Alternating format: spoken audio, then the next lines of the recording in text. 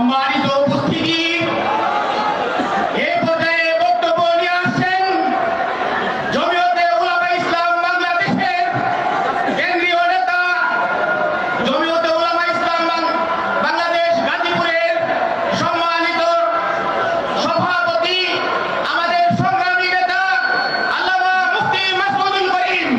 এ পর্যায়ে বক্তব্য রাখছেন আল্লামা মুফতি মাসউদুল করিম।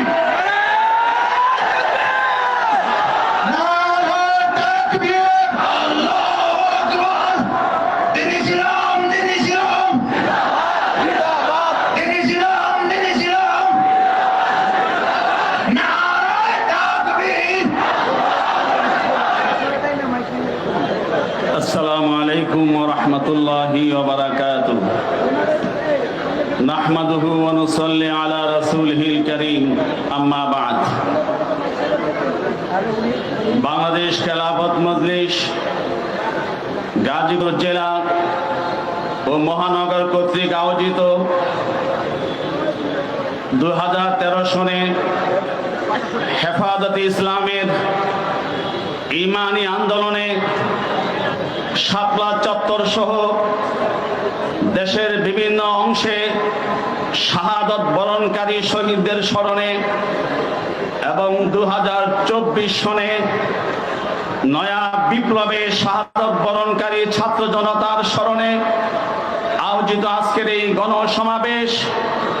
গণসমাবেশের মোহতারাম সভাপতি, আমন্ত্রিত জাতীয় নেতৃবৃন্দ, কিছুক্ষণের মধ্যেই আগমন করবেন বাংলাদেশ খেলাফত মজলিসের সংগ্রামী মহাসচিব, হেফাজত ইসলাম বাংলাদেশের ঢাকা মহানগরের বিপ্লবী মহাসচিব শেখুল হাদিস আল্লামা আজিজুল হক সাহেব রহমতুল্লাহি আলাইহির সুযোগ্য উত্তরসূরি শেখুল হাদিস ইবনে শেখুল হাদিস আল্লামা মুমিনুল হক সাহেব সহ জেলা এবং মহানগরের সকল নেতা কর্মী, সমবেত তৌহিদি জনতা, আমি শুরুতেই আজকের এই আয়োজনের জন্য বাংলাদেশ খেলাফত মজলিস গাজীপুর জেলা ও মহানগর কমিটি এবং কর্মীদেরকে আন্তরিকভাবে মোবারকবাদ জানাচ্ছি।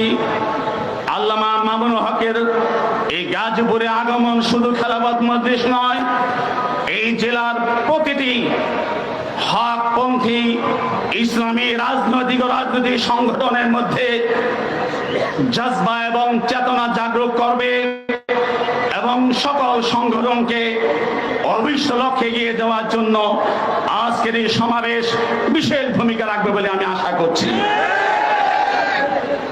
সংগ্রামী ছাত্র বন্ধুরা, সংগ্রামী উলামায়ে কেরাম, আমি আপনাদেরকে স্মরণ করিয়ে দিতে চাই দ্বিতীয় খলিফা ওমর ফারুক রাদিয়াল্লাহু আনহুর যুগে শতাব্দী পর শতাব্দী, সহস্রাব্দের পর সহস্রাব্দ ফেরাউনি স্বৈরাচারের শিকার মিশরকে যখন সাহাবী আমর ইবনে আসের নেতৃত্বে জয় করা হয়েছিল, সে সাহাবী আমর ইবনে আস রাদিয়াল্লাহু তাআলা আনহু সেই দিন তার সমবেত সৈনিকদেরকে একটি কথা স্মরণ করিয়ে দিয়েছিলেন।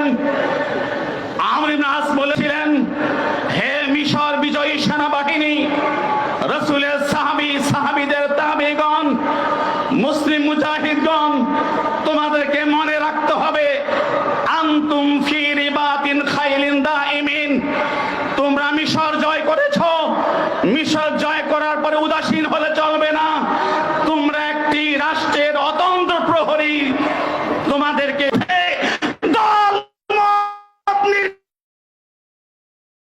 নির্বিশেষে সকল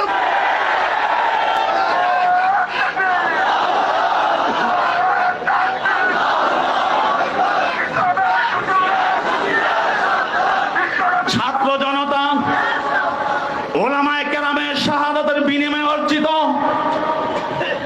দ্বিতীয় বিপ্লব, দ্বিতীয় স্বাধীনতার ফলশ্রুতিতে যে অন্তর্বর্তীকালীন সরকার গঠিত হয়েছে, আমি স্পষ্টভাবে এই সরকারকে স্মরণ করিয়ে দিতে চাই, তাদের কিছু কিছু কর্মকাণ্ড থেকে প্রকাশ পাচ্ছে তারা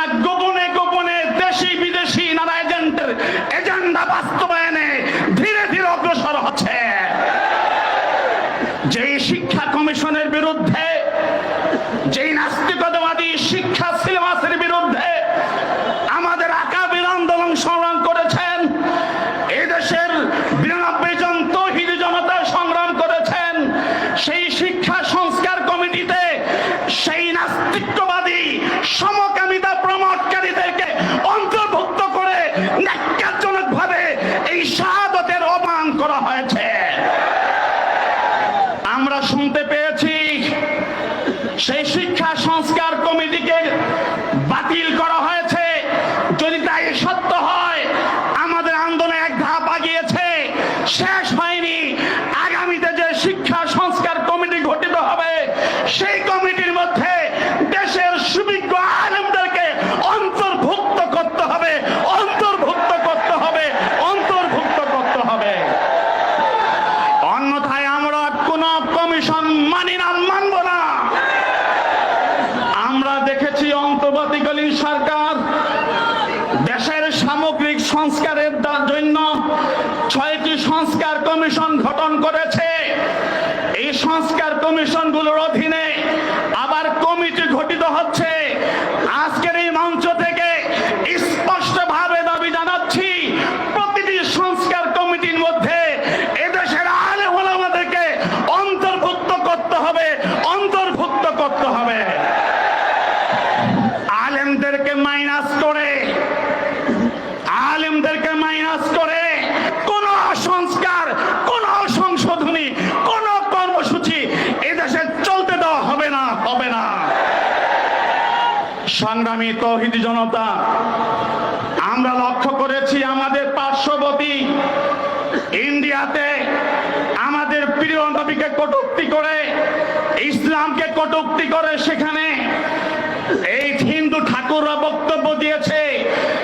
ক্ষমতাশীল বিজেপির সাংসদরা সমর্থন করেছে, আজও পর্যন্ত তাদেরকে গ্রেফতার করা হয়নি।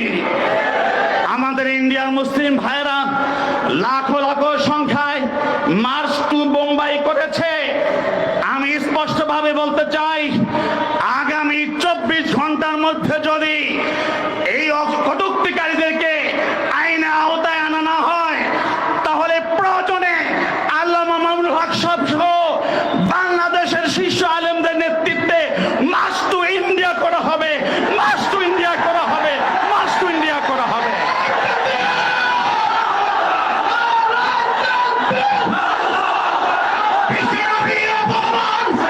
সর্বশেষ কথা বলছি, আজকে সারা দেশে ঐক্যের ডাক উঠেছে, ঐক্যের স্লোগান উঠেছে। আমি বলতে চাই, আমাদের হক্কানি সিলসিলার যে সকল রাজনৈতিক দল আছে, বাংলাদেশ খেলাফত মজলিস, খেলাফত মজলিস, খেলাফত আন্দোলন, জমিয়ত উলামা ইসলাম সহ আমাদের হক সিলসিলার যত সংগঠন আছে, সবাই মাঠে ময়দানে নেমে পড়ুন, ব্যাপকভাবে জনসমর্থন সৃষ্টি করুন, ব্যাপকভাবে সংগঠনকে সংগঠিত করুন। আগামী নির্বাচনে আমরা কারো সাথে ঐক্য করব না, গোটা জাতি আমাদের সঙ্গে ঐক্য করতে বাধ্য হবে। আমরা আর মুক্তাদি হব না। আগামীতে আলেমরা ইমাম হবে, মসজিদে ইমাম, খুতবা ইমাম, ইজ্জতে ইমাম, রাজনীতির ময়দানে আলেমরা ইমাম হবে। আমরা মুক্তাদি হব না, কখনো হয়নি, কথা ঠিক আছে। কাজেই আমাদেরকে কাজ করতে হবে, মাঠে ময়দানে কাজ করতে হবে।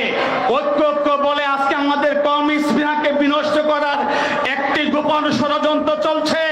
ওই ষড়যন্ত্রে পা দেওয়া যাবে না।